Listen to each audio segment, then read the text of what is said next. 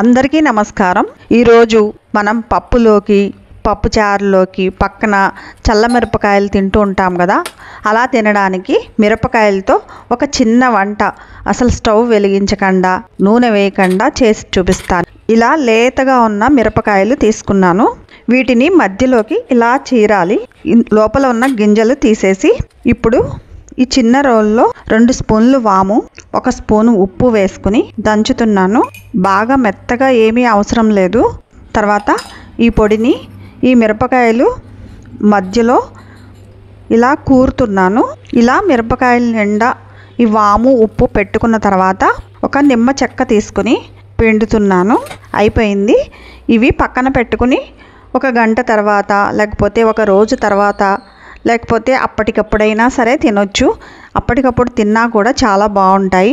ఇవి నా చిన్నప్పుడు మా అమ్మమ్మ తాతగారి కోసం ఇలా చేసి పెడుతూ ఉండేది, అది నాకు అలా గుర్తుండిపోయింది।